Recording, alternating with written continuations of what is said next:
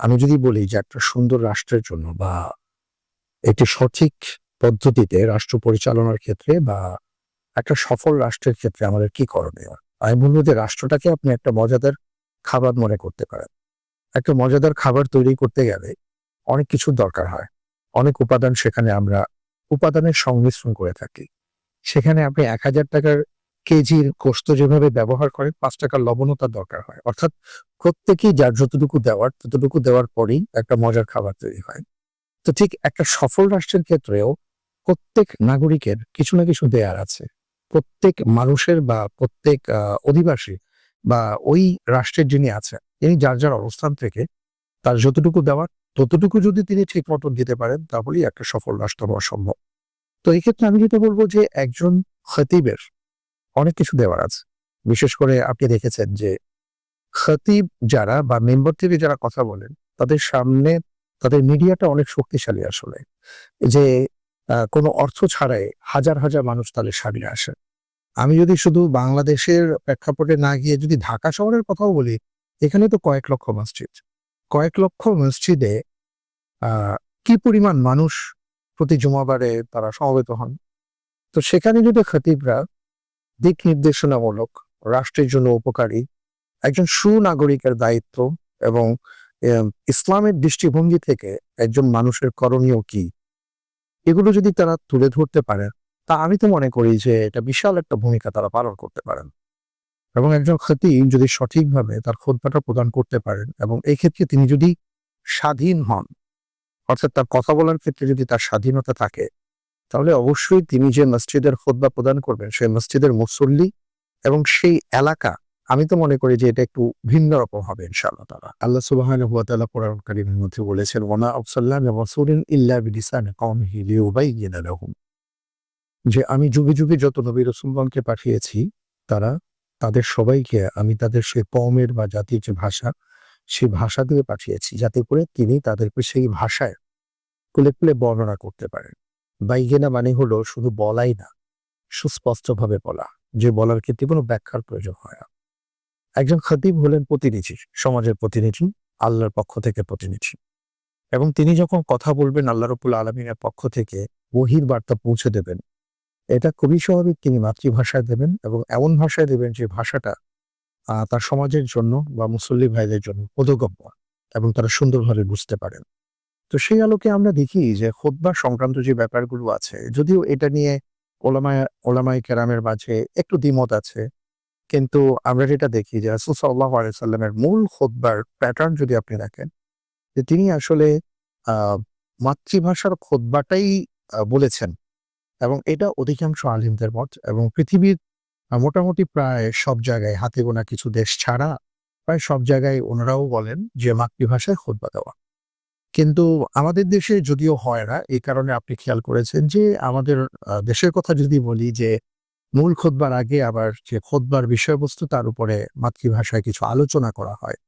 তবে আমার মনে হয় এটা নিয়ে যদি আমরা আরেকটু গবেষণা করি, সবাই মিলে যদি আরো কিছু পর্যালোচনা করি, তাহলে আমার মনে হয় যে আমরা একটা আরো সুন্দর সমাধানে পৌঁছতে পারবো ইনশাআল্লাহ। তরুণ খতিব যারা আসছেন বা একটা মসজিদকে কেন্দ্র করে স্বাভাবিকভাবে একজন খতিব যখন নিয়োগ হয়, সে খতিবের আসলে অনেক দায়িত্ব থাকে। তিনি কেবল খুতবা দিবেন, সপ্তাহে ১ দিন কথা বলবেন, ৪৫ মিনিট। বিষয়টা কিন্তু আসলে এমন না। বিষয়টা হলো তিনি এখানে একটা বৃক্ষরোপণ করেছেন। এই বৃক্ষ থেকে পরবর্তীতে ভালো ফল তিনি আশা করবেন।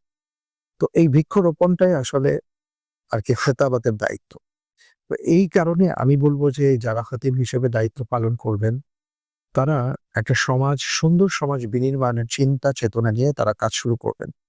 এবং প্রতি সপ্তাহে যে খুতবাগুলো দিয়ে থাকবেন, সেই খুতবা দেওয়ার আগে সমসাময়িক বিষয়, তারপরে বিশ্ব পরিস্থিতি, তারপরে আমাদের রাষ্ট্রীয় যে সকল কালচার, রাষ্ট্রীয় যে সকল সমস্যা, তার সমাধান কোরআন সুন্নাহর আলোকে বের করে খুব সুন্দরভাবে তারা উপস্থাপন করবার চেষ্টা করবেন এবং অবশ্যই সেটা ইসলামকে তারা ইতিবাচকভাবে উপস্থাপন করবেন। অর্থাৎ আমরা অনেক সময় দেখি যে চিৎকার চেঁচামেচি করে আমরা কথা বলি এবং যেটা আসলে আমাদের মুসল্লি ভাইরা সেটা গ্রহণ করতে চান না। আপনি যদি দেখেন রাসূল সাল্লাল্লাহু আলাইহি ওয়াসাল্লামের বলার নীতি বা ভঙ্গি অথবা উনার যে খুতবার রীতিনীতি, সেটার মধ্যে আপনি পাবেন যে এমনভাবে খুতবা দেওয়া যে আগে বুঝতে হবে আমি যাদের সামনে কথা বলছি কোনভাবে কথা বললে তারা বুঝবেন সহজে, সেইভাবে উপস্থাপন করবার চেষ্টা করা এবং অবশ্যই পড়াশোনা করে দেন খুতবা দেওয়া। আসলে আমরা দেখি যে একটা বাচ্চা যখন পৃথিবীতে আসে, সে কিন্তু ধাপে, ধাপে শেখে, ধাপে, ধাপে খাবার শেখে, খাবার খাওয়া শেখে, ধাপে, ধাপে সে হাঁটতে শেখে। সবকিছুর একটা ধাপ আছে। ঠিক এমনি করে ইসলামিক জ্ঞান আহরণের ক্ষেত্রেও ধাপ আছে। এই ধাপটাকে আমাদের অনুসরণ করা উচিত। যেমন মনে করেন যিনি ইসলাম বুঝতে চান, ১ম এই তাকে জ্ঞান আহরণ করতে হবে যে ইসলাম কি, তাওহীদ কি, এই শিক্ষাটা নেওয়া।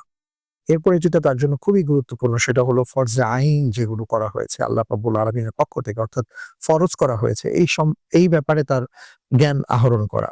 এরপরে যে কোরআন তার উপর নাজিল করা হয়েছে, সে কোরআন এবং কোরআনিক জ্ঞান তাকে অর্জন করতে হবে। যার উপর কোরআন নাজিল করা হয়েছে, যার মাধ্যমে আমরা কোরআন বুঝতে শিখেছি, সেই রাসূল সাল্লাল্লাহু আলাইহি ওয়াসাল্লামকে জানা, বোঝা, তার হাদিস সম্পর্কে জ্ঞান অর্জন করা। এইভাবে তিনি ধাপে, ধাপে এগোবেন এবং অবশ্যই তিনি একজন শিক্ষকের তত্ত্বাবধানে থেকে এটা শেখার চেষ্টা করবেন। নয়তো তাকে যে কেউ গাইড করবে, এই গাইডটা যদি ঠিক মতন না হয়, হ্যাঁ? গাইডেন্সিটা ঠিক মতন যদি না হয়, তাহলে কিন্তু তিনি বিপদগ্রস্ত হতে পারেন। অর্থাৎ একটা শিশু বাচ্চাকে যদি আপনি গ্র্যাজুয়েশনের বই দিয়ে দেন, তাহলে সে যেমন বুঝবে না বা ঝামেলা তৈরি হবে। ঠিক এমনি করে ওই যে বললাম যে ধাপটা যদি তিনি বুঝতে না পারেন, তাহলে তার ক্ষেত্রেও সমস্যা তৈরি হতে পারে। এইজন্য একজন ভালো শিক্ষকের তত্ত্বাবধানে থেকে ধীরে, ধীরে, ধীরে, ধীরে এই জ্ঞান অর্জনটা তার চালিয়ে যেতে হবে। গণমাধ্যম শুধু আমরা এখন চিন্তা করছি। আসলে মিডিয়া তো অনেক আগ থেকেই ছিল এবং মিডিয়ার প্যাটার্নটা যদি আমি একটু বলি ভিন্নভাবে, তাহলে আপনি খেয়াল করে দেখবেন, যেমন আল্লাহ সুবহানাহু ওয়া তাআলার পক্ষ থেকে যে বার্তা এসছে, মিডিয়া হিসেবে হযরত জিবরাইল আলাইহিস সালাতু ওয়াস সালাম কাজ করেছেন, সেই বার্তাটা রাসূল সাল্লাল্লাহু আলাইহি ওয়াসাল্লামের কাছে পৌঁছে দিয়েছে। আবার যেই বার্তাটা রাসূল সাল্লাল্লাহু আলাইহি সাল্লাম পেয়েছেন, সেটা আবার তিনি মিডিয়া হিসেবে জনগণের সামনে সেটা উপস্থাপন করেছেন। আপনি কিন্তু মিডিয়ার ব্যবহারটা পাচ্ছেন অনেক আগ থেকেই, হ্যাঁ? এই কারণে মিডিয়া আমাদের জীবনের সাথে জড়িয়ে আছে। আমাদের যাপিত জীবনের সাথে জড়িয়ে আছে। মিডিয়ার গুরুত্ব অপরিসীম। কিন্তু তার ধরনটা পাল্টেছে। একেকটা একেক রকম। এখন বর্তমান সময়ে আমরা দেখতে পাচ্ছি যে আমাদের প্রত্যেকের হাতেই আসলে যেই ডিভাইস গুলো আছে, এটাকে আমরা নানাভাবে ব্যবহার করতে পারি। তো অবশ্যই ইসলাম প্রচারণার ক্ষেত্রে বা প্রসারের ক্ষেত্রে মিডিয়ার তো গুরুত্ব অপরিসীম। এবং আমি যদি এতটুকু বলি যে আ একটা সময় মিডিয়ার প্রোপাগান্ডা যেমন ছিল ইসলামের একদম শুরুর যুগে আমি বলব, আবার তার জবাবেও কিন্তু মিডিয়া ছিল। সেটা কেমন? যেমন রাসূল সাল্লাল্লাহু আলাইহি ওয়াসাল্লামের কাছে যখন মানুষ যেতে চাইতো হজের সময়, তখন কাফেরদের পক্ষ থেকে মিডিয়াম্যান হিসেবে কিছু লোক তৈরি করে রেখেছিল, যারা রাস্তায়, রাস্তায় দাঁড়িয়ে বলতো, "খবরদার মুহাম্মদের কাছে যেও না, তাহলে তোমরা পাগল হয়ে যাবে, তোমরা জাদুগ্রস্ত হবে" ইত্যাদি, ইত্যাদি। অর্থাৎ হলুদ মিডিয়ার একটা ব্যবহার ছিল এবং এর মাধ্যমে তারা অনেকে শুনতো, অনেকে আবার একটু যাচাই-বাছাই করতে গিয়ে তারা মুসলিম হয়ে ফিরে আসতো। কিন্তু সেখানে কিন্তু একটা মিডিয়ার ব্যবহার তারা করেছে। আবার ঠিক আমরা যদি দেখি হাসান ইবনে সাবিত রাদিয়াল্লাহু তাআলা আনহুকে, রাসূল সাল্লাল্লাহু আলাইহি ওয়াসাল্লাম যখনই কেউ কবিতার মাধ্যমে বা কোনোভাবে ইসলামকে ব্যঙ্গ করার চেষ্টা করত, হাসান ইবনে সাবিতের জন্য আলাদা একটা মিম্বার ছিল। অর্থাৎ মিডিয়া সেন্টার ছিল। ওই মিম্বারে দাঁড়িয়ে হাসান ইবনে সাবিত রাদিয়াল্লাহু তাআলা আনহু তিনি কিন্তু সেই অপপ্রচারের জবাব দিতেন এবং মুসলমানরা সেটা শুনে, শুনে সেটা আবার তারা ছড়িয়ে দিতেন। তো আমি এটাই বলছিলাম যে আসলে মিডিয়া আগেও ছিল, এখনো আছে, ভবিষ্যতেও থাকবে। ধরন হয়তো পাল্টেছে। এইজন্য মিডিয়ার গুরুত্ব অপরিসীম। মিডিয়া ছাড়া আমরা চিন্তাই করতে পারি না। কিন্তু এটাকে আমাদের কাজে লাগাতে হবে।